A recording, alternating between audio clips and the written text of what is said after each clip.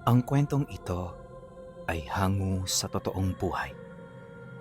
Karanasan ito ni Balsoy. Taong 1974, San Jose, Occidental Mindoro.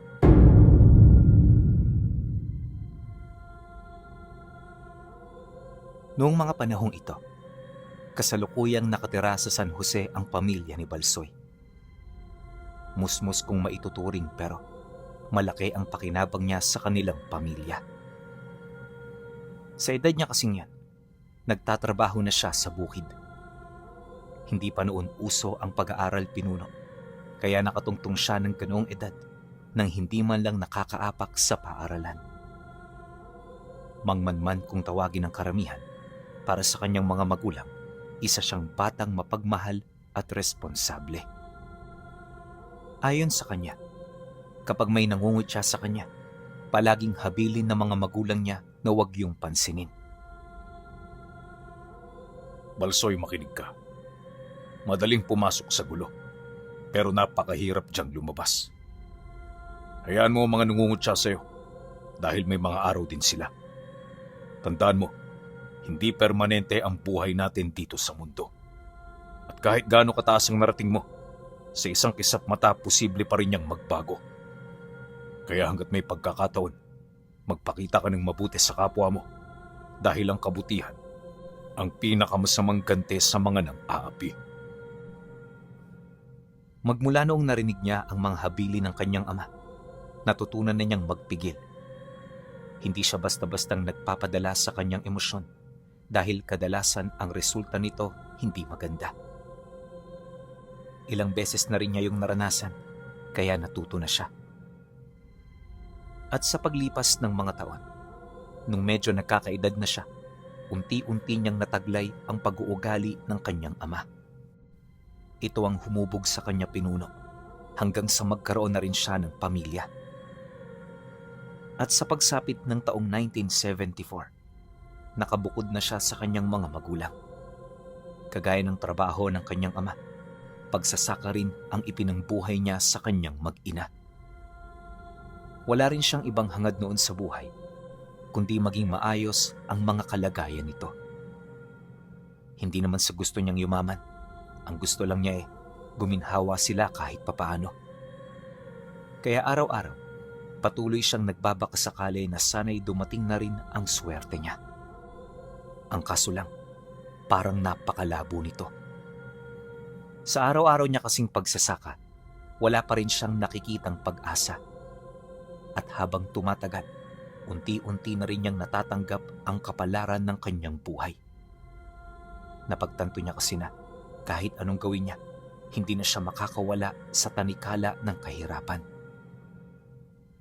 Ngunit pagkaraan ng ilang buwan, nagkaroon ng pangitain itong si Balsoy ukol sa isang mahiwagang kayamanan na nakabaon sa sakahan.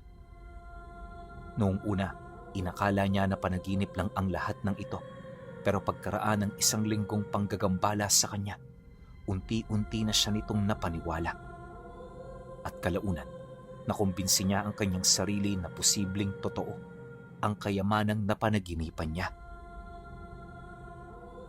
Dahil dito, kaya agad siyang lumapit sa kanyang ama para ipagsabi ang tungkol sa bagay na yon. Isang hapon, matapos ang buong araw na sakahan, bumisita siya sa bahay ng mga magulang niya.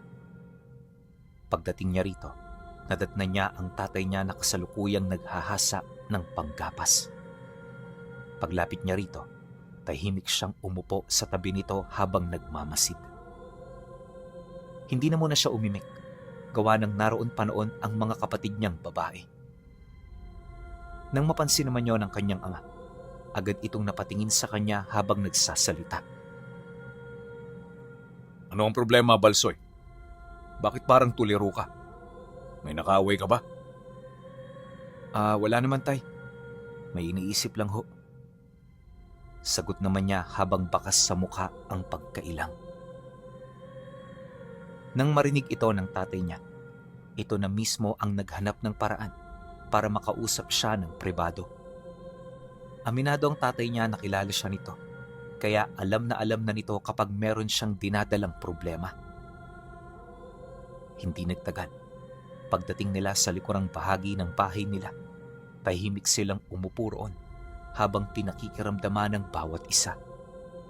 At kagaya ng inaasahan, di pa rin siya nagkaroon ng lakas ng loob para makapag-uwi ka. Nanatili siyang tahimik hanggang sa muli na naman siya nitong kausapin ukol sa kanyang problema. Kilala kita, anak. Alam ko kapag merong nanggugulo sa'yo.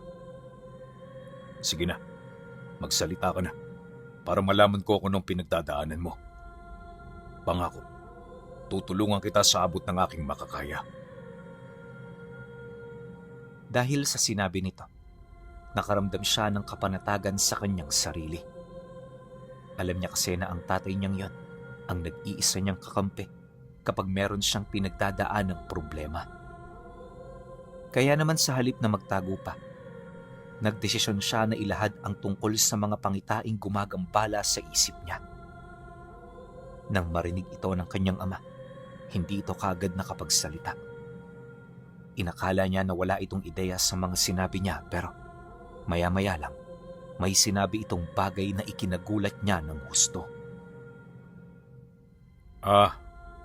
Yung kayamanan bang nakabaon dyan sa bukid? Huwag mo na yung pagkainteresan dahil halos lahat na nagtatrabaho dyan, napapanaginipan yan. At sa maniwala ka man o hindi, isa ko sa mga taong yun. Hinanap ko rin yan noon pero tumanda na lang ako nang walang nakikitang kahit isang piraso ng ginto. Sabi ng mga manggagamot na pinagsabihan ko ng tungkol dyan, kagagawan niya ng mga engkantong itim na nagagawi sa lugar.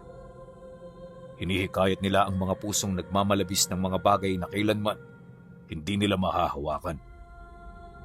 Sabi pa nun sa akin, hindi yan pwedeng pansinin dahil sa oras na bigyan mo yan ng oras, mas lalong lalakas ang tukso. Nang marinig ito ni Balsoy, aminado siya na naniwala siya sa sinabi ng tatay niya. Ang kaso lang, hindi ito sapat para maalis ang pagmamalabis niya na makuha ang kayamanan. Kaya naman kahit taliwas sa kanyang nararamdaman, kaswal niyang sinang-ayunan ang lahat ng bagay na sinasabi nito sa kanya. Matapos ang kanilang pag-uusap, agad naman siyang nagpaalam.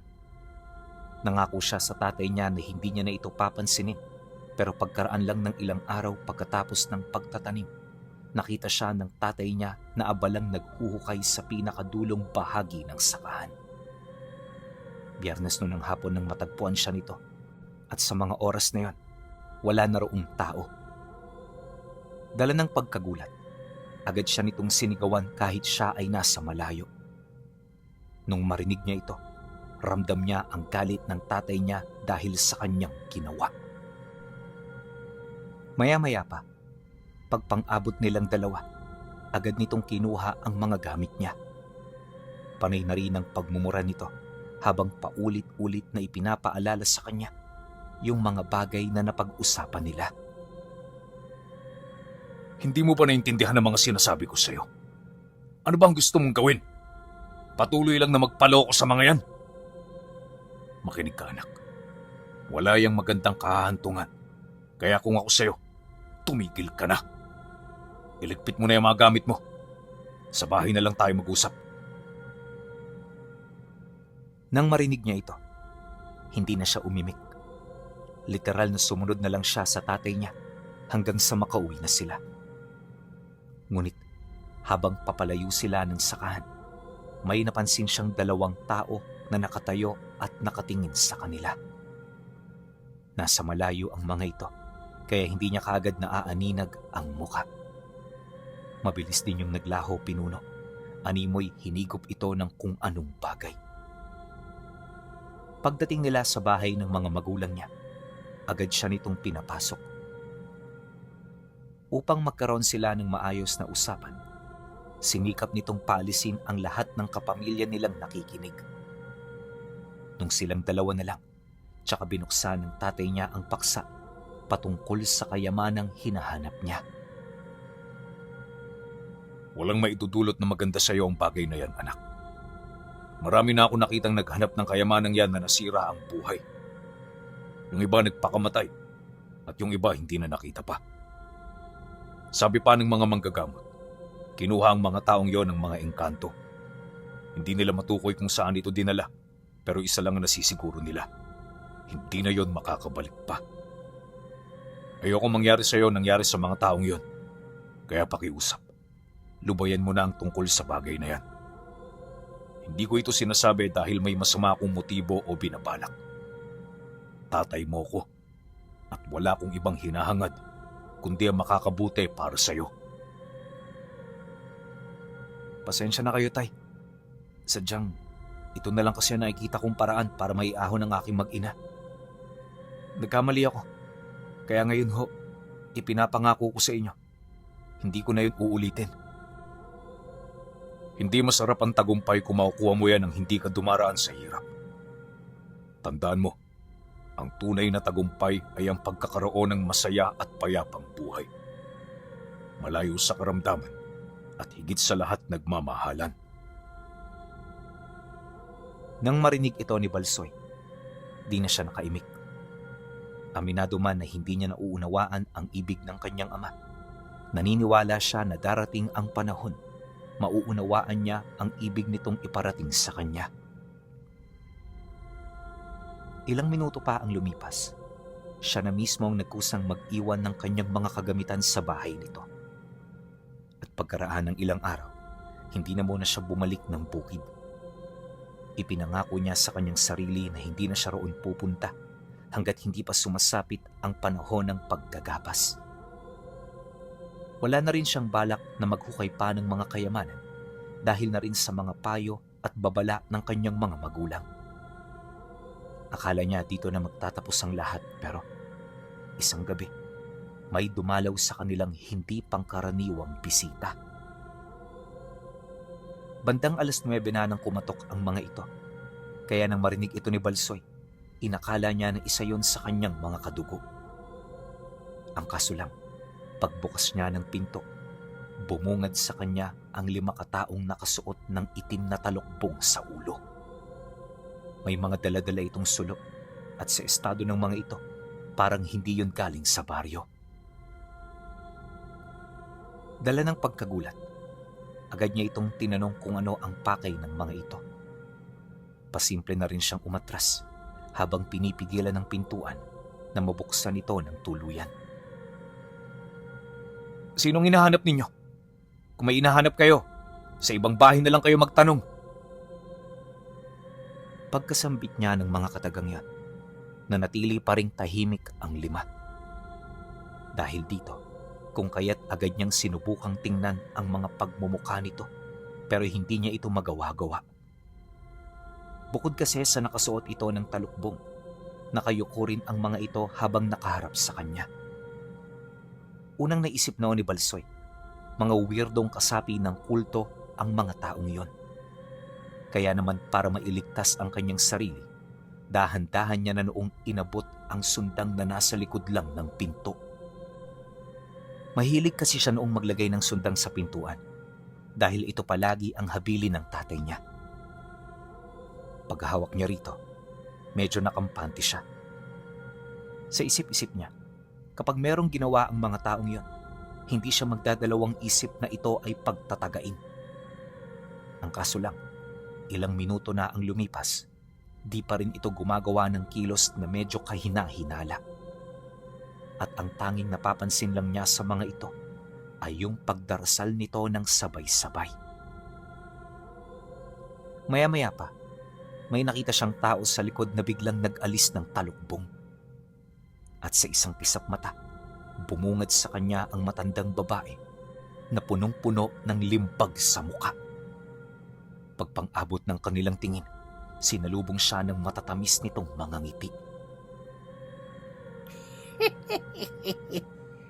Hindi kami mga kaaway, Balsoy. Naparito kami para tulungan ka. Alam namin na hirap ka na sa buhay. Kaya gusto kitang bigyan ng kakarampot na ginhawa. Heto, kunin mo. Hanggat hawak mo yan, hindi ka lulubayan ng swerte. Lahat ng bagay makukuha mo. Basta ang gawin mo, ibulong mo dyan ang iyong kahilingan. Nang marinig ito ni Balsoy, agad naman niyang kinuha ang bagay na yon. Paglalarawan niya rito, para itong kahoy na binalutan lang ng itim na tela. Wala siyang ideya sa nilalaman nito dahil ang bagay na yun nabibigkisa ng tali. Inabisuhan din siya nito na huwag itong bubuksan sa kadahilan ng mamamatay siya kapag nakita niya ang nilalaman nito. Matapos nun magsalita, agad naman itong ibinalik ang kanyang talukbong bago ito umalis. At sa loob lamang ng ilang segundo, nakalayo na nga ang grupo. Marami pa sana siyang itatanong noon pero hindi siya nagkaroon ng lakas ng loob na makapagsalita habang kaharap ang mga ito. Maya-maya pa, nang medyo tumahimik na ang paligid, tsaka naman siya nagmamadaling pumasok. At mula noon, hindi na niya inalis sa katawan niya yung gamit na ibinigay nito. Magdadalawang buwan na rin ang nakakaraan, magmula noong natanggap niya ito sa mga estranghero. At dahil sa mga nangyari pinuno, kaya nababahala siya na gamitin ito. Kapag pinagmamasdan niya ang bagay na yan, maraming katanungan ang pumapasok sa isipan niya. Una na rito ay yung posibilidad na baka nililinlang lang siya ng mga ito. Hindi rin niya kayang ipagsawalang bahala ang mga babala ng kanyang ama, kaya sinikap niya itong kalimutan nang sa gayoy hindi sila mapahamak. Ang kaso lang, kahit ganon ang sinasabi niya sa kanyang isipan, palagi niya pa rin itong daladala. Yun bang, parang hindi niya ito kayang iwan. Kumpiyansa naman si Balsoy na alam niya ang kanyang ginagawa pero kalaunan dumating ang problemang hindi na niya kaya pang masolusyonan. Ayon sa kanya, pagkaraan ng 2 buwan matapos niyang mapanghawakan ang ibinigay ng mga nilalang, biglang nagkasakit ang kanyang asawa. Naging mabilis ang pangangayayat nito at ayon sa mga manggagamot na nilapitan nila, wala nang lunas ang ganoong sakit. Pinayuhan din sila nito na hanggat malakas pa ang pasyente, mas maganda na sila'y makapagpaalam na sa bawat isa. Nang marinig naman niya ang tungkol sa bagay na yan, tila bang naging desperado siya. Lahat ng pamamaraan sinubukan na niya, hanggang sa nabaling ang kanyang wisyo sa ibinigay ng mga taong bumisita sa kanila. Ilang buwan na ang nakakaraan. Bagaman hindi siya sigurado sa bagay na yon, nanalig siya rito. Ilang araw din niya yung pinag-isipan, kaso lang masyadong naging mabilis ang pangyayari. Sa kagustuhan niyang mailigtas ang kanyang asawa, lahat ng mga posibilidad ay ipinagsawalang bahala niya na noon. Hanggang sa sumapit ang isang gabi, nadatnan niya ang kanyang sarili na nakaupo sa harapan ng isang ritual na hindi niya mawari kung sino ang nagbuo. Malayo na rin siya noon sa kanilang bahay. Sa tabi niya, naroon ang 5 panauhing minsang bumisita sa kanila. Bawat isa sa mga ito nagbubulungan ng mga katagang hindi niya halos maintindihan. Ilang beses niya itong sinubukang kausapin pero di niya naintindihan ang mga sagot nito. Basta ang ginawa ng mga taong yon, ginabayan siya sa mga hakbang na makakapagpabuhay sa ritual na kanilang sinimulan. Gulong-guluma ng isipan ni Balsoy, wala siyang nagawa kundi ang sumunod. Sa bawat pagdadalawang isip niya kasi, nakikita niya sa kanyang memorya ang asawa niyang labis na nahihirapan. Paulit-ulit din itong isinisigaw ang kanyang pangalan hanggang sa makapagpasya siya na gawin ang nararapat para sa kanila. Ilang minuto pa ang lumipas. Nagsimula ng magkantahan ang mga kasama niya. Wala siyang ideya kung ano ang kinakanta ng mga ito, pero base sa kanyang pakikinig, parang kanta ito na nagbibigay pugay sa kung anong nilalang. Maya-maya pa, lumutang sa ere ang bagay na hawak niya hanggang sa magsimula ng kumalas ang mga telang nakapulupot dito. At sa isang kisap mata, bumungad sa kanya ang itim na pangil na dahan-dahang binabalutan ng dugong animoy merong sariling buhay. Paglapat dito ng mga dugong yan, bigla itong bumagsak sa kanyang kamay at sa loob lamang ng 1 segundo, bumaon ito papailalim sa kanyang balat. Nagdulot ito ng matinding sakit pero agad din naman itong nawala. Paglaho nito, laking gulat na lamang niya nang masipat niyang wala na ang mga nilalang sa lugar na yon. At ang tanging bumungad sa kanya ay ang isang malawak na kakahuyan na hindi niya mawari kung saan. Ilang beses pa niyang tinawag ang kanyang mga kasama pero wala na roong sumagot. Kaya naman dala ng matinding takot, nagdesisyon na rin siyang tahakin ng daan kahit hindi niya alam kung saan ito paroroon. Pagsapit ng sumunod na araw, nadatnan niya ang kanyang sarili sa karatig na baryo. Alam niya na malapit lang ito sa kanila, gawa ng ilang beses na siya roong pumunta. Naguguluhan man kung papaano siya roon nakarating, sinikap niyang makauwi sa kanila. At nang makabalik na siya, nakita niya ang asawa niya na nagwawalis sa labas. Malakas na ito, tapos bumalik na ito sa dati nitong katawan. Masisigla na rin ang mga anak nila, animoy wala silang kinaharap na problema. Paglapit niya sa mga bata, mahigpit niya itong niyakap habang nakatingin sa kanyang asawa. Mabuti naman at magaling ka na. Mahal ko. Nag-alala ako ng gusto sa'yo. Habang binabanggit niya ito, patuloy ang pagtulo ng kanyang luha. Nang marinig naman ito ng kanyang asawa, mahinahon itong lumapit habang hinahaplos ang buhok niya. Maraming salamat din sa'yo, mahal. Dahil ginawa mong lahat ng ito para ako'y gumaling. Tumayo ka na dyan at para makakain ka na ng masarap na pagkain. Matapos ang kanilang pag-uusap, tsaka sila pumasok sa loob ng bahay. Dumaan ang mga araw, naging normal at maayos ang lahat. Wala na rin siya noong naging alalahanin sa buhay dahil inakala niya na wala na silang magiging problema. Ang kaso lang, habang tumatagal sila sa ganoong estado, may napapansin siyang kakaiba. Yung asawa niya kasi, para may kaduda-duda na rito. Dati kasi hindi yun palalakwatsa, pero nung umuwi siya, madalas na yung makipagkita sa mga kaibigan nito. Araw-araw inaabot yun doon ng hapon na para bang wala itong inaalaga ang mga anak. Bilang amang nagmamalasakit, nagdesisyon siya na kumprontahin ito upang mapag-usapan nila ang tungkol sa bagay na yon. Isang gabi habang naghahapunan sila, dito na siya nakahanap ng pagkakataon. Mahal, bakit parang napapadalas naman yata ang paggala mo? Kapag umuwi ako, palagi kang wala rito. Tapos yung mga anak natin, napapabayaan mo na rin. Ano bang pinupuntahan mo dun sa mga kaibigan mo? At ganyan ka nalang kawili na makasama sila? Nang marinig ito ng kanyang asawa, tuloy-tuloy lang ito sa pagkain. Literal na hindi ito umimik hanggang sa magalit na siya. Isa kasi yun sa pinakaayaw ni Balsoy at hindi siya papayag na basta-basta na lang itong iparamdam ng asawa niyang pinapalamon niya. Kaya naman nang hindi na niya maatim ang mga kaganapan, bigla niyang pinalo ang mesa dahilan para ikagulat ito ng mga anak niya. Maski yung asawa niya napatayo hindi dahil sa takot, bagkus ay dahil sa galit dulot ng ginawa niya. Pagpang-abot ng tingin nila, hindi ito nagdalawang isip na balaan siya. Nilisikan din siya nito ng mga mata na para bang lalaban ito sa kanya. Kaya naman ang masipat ito ni Balsoy, biglang nandilim ang kanyang paningin.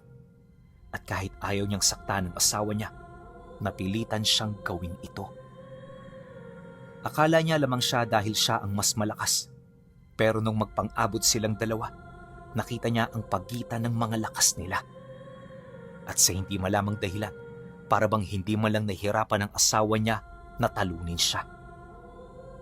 Bawat sampal at suntok nitong tumatama sa kanyang katawan, nagdudulot ito ng matinding sakit at pinsala sa kanyang sistema. Kalaunan, bigla na lamang siyang napaluhod sa sahig habang nagsusuka ng dugo. Di na rin siya makatitig sa asawa niya noon dahil sa kirot ng mga pinsalang mula sa matatalas nitong mga kuko. Ilang minuto pa ang lumipas, bigla siya nitong tinalikuran. At bago ito umalis sa hapagkainan, binalaan siya nito sa mga posibleng mangyayari kung muli niya itong gagawin sa loob ng pamamahay nila. Maayos ako kasama, Balsoy. Pero kapag inulit mo pa yan, papatayin na kita. Ipapakain ko sa mga anak mo ang karne mo at isasabit ko sa labas ng bahay ang ulo mo. Nagkakaintindihan ba tayo, mahal ko? Sa tono ng pananalita nito, ramdam niya na wala na itong pagmamahal sa kanya. Labis siyang nanlumo sa mga narinig niya, kalakip ng matinding pagtataka. Di niya kasi halos maisip kung papaano ito nasabi ng asawa niya sa kanya, gayong sa ilang taon nilang pagsasama, nagsakripisyo siya ng husto para mabuhay ang mga ito. May kutob din siyang malaki ang pinagbago nito at hindi niya maiwasang isipin na baka hindi yon ang asawa niya. Kaya naman sa paglipas ng mga araw, palihim niya itong pinagmasdan. Bawat kilos ay pinag-aralan niya ng maigi hanggang sa may madiskubre siyang karumal-dumal na lihim. Isang hapon, pagkatapos niyang magtrabaho sa bukid, agad siyang bumaba ng baryo.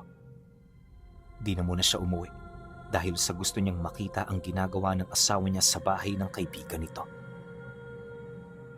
Pagdating niya sa lugar, nadatnan niya ang asawa niya na merong kinakausap na lalaki. Matatamis ang mga salitang binibitawan nito na para bang meron silang kaugnayan. Nung makita niya ito, agad na sumagi sa isip niya na baka yon ang rason kung bakit nanlalamig na ito sa kanya. Maya-maya pa, niyaya ito ng asawa niya sa loob ng bahay, kaya ang ginawa niya, nagkukumahog siyang lumapit sa dingding para sumilip. Labis man siyang nasasaktan sa kanyang mga nakita, alam niya na kinakailangan niyang masaksihan ang mga susunod na pangyayari upang siya ay matauhan. Ilang minuto pa ang lumipas. Dito na nga siya nakakita ng maliit na butas. At nung silipin niya ito, sakto yun sa kwarto kung saan naroon ang asawa niya at ang dalawa nitong kaibigan, kasama ang lalaking hawak-hawak nito kanina. Inakala niya na may gagawin ito roong milagro, pero laking gulat na lamang niya nang bigla itong pagtulungan hanggang sa maigapos na nila ang mga paat kamay nito. At nung hindi na makalaban ng lalaki, tsaka dinukot ng asawa niya ang kutsilyo na nakatago sa ilalim ng saya nito. Paglapit nito sa lalaking yon, walang kaabog-abog niya itong ginilitan sa leeg na para bang isa itong kataying baboy. Pagbulwak naman ng dugo nito, tsaka niya yon pinugutan ng ulo bago nila ito tuluyang katayin. Dahil sa mga nakita noon ni Balsoy, napasigaw siya sabay karipas ng takbo papalayo. Mabuti na lang hindi siya narinig, kaya nakalayo siya sa lugar na yon. Pagbalik niya sa kanilang tahanan, tsaka niya kinuha ang anak nila para lumikas sa bahay ng tatay niya. Pagdating nila roon, agad niyang inilahad sa kanyang ama ang tungkol sa mga nangyari. Nung marinig nito ang kanyang sinabi, labis siyang nagtaka sa kadahilanang nakasisiguro ito na walang lahing aswang ang pamilya ng asawa niya. Sapilitan din siya nitong pinauwi sa kanila para sana mapag-usapan ang mga desisyong gagawin niya. Kahit ipagpilitan ninyo, hindi na ako babalik doon, Tay. Magalit na kayo kung magalit, pero nakasisiguro ako sa mga nakita ko kanina. Demonyong asawa kong yon. At kung babalik ako sa kanya, baka ako naman ang sunod na mawala. Sige anak, dumito ka na muna. Pero maya-maya pagdating nun dito, lumabas ka para magkausap kayo. Ako naman, pupunta na muna sa kaibigan ko para isumbong ang mga nakita mo. Nang marinig niya ang sinabi ng tatay niya, hindi na siya nakapagsalita pa. Pagpasok nila ng anak niya sa loob, agad niya itong pinatago sa silid kung saan sila manunuluyan pansamantala. Kinagabihan, hindi na sila mapakali, gawa ng wala pa ring paramdam ang nagmumula sa asawa niya. Ilang minuto pa ang lumipas. Bigla siyang napatahimik nang marinig nila itong umiiyak. Panay na rin ang ginagawa nitong pagkatok sa pinto habang tinatawag ang kanyang pangalan. Marami na rin itong sinasabi na kesyo hindi niya na yun mahal, tinakas niya ang anak nila at kung ano-ano pa. Awang-awa man si Balsoy sa kalagayan nito. Batid niya na yon ang mas makakabuti para sa kanilang supling.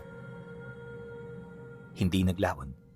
Narinig niyang kumaripas ng takbo ang asawa niya dahil sa may naramdaman itong mga taong paparating. Pagdungaw naman nila sa pinto, nakita niya ang kaibigan ng tatay niya na naglalakad papalapit. Siyempre agad nila itong pinagbuksan para ito ay makausap. Nung malaman ito ang tungkol sa nangyari, dali-dali itong naglibot hanggang sa may nakita itong babaeng gumagapang sa loob ng kakahuyan. Nanlilisik ang mga mata nito, tapos para na itong baliw kung titingnan. Wala rin itong saplot sa katawan, tapos kapansin-pansin ang mapuputla nitong balat. Nang makita ito ng kaibigan ng tatay niya, inilahad nito ng isa ng ganap na aswang ang asawa niya. Naniniwala rin ito na hindi yun niyanggaw, bagkus ay ninakaw ang katawan nito noong namatay ito. Walang malinaw na rason kung bakit ito naging aswang pinuno, sa kadahilan ng masyadong mabilis ang mga pangyayari. Pero sa kabila ng lahat, isa lang ang nasisiguro ni Balsoy at ito ang katotohanang hindi niya na ito makakapiling pa. Dumaan ang mga araw na nalasa ito sa kanilang lugar bago ito tuluyang maglaho. At nung mawala na ito, hindi na ito nagpakita sa kanila. Matinding hinagpis ang naramdaman niya sa pangyayari, pero sa bandang huli, natutunan na rin niyang tanggapin ang lahat. Magpahanggang sa pagtanda niya, isa lang ang itinuro niyang utak sa likod nito, at yun ay ang ibinigay sa kanyang mahiwagang regalo ng kulto.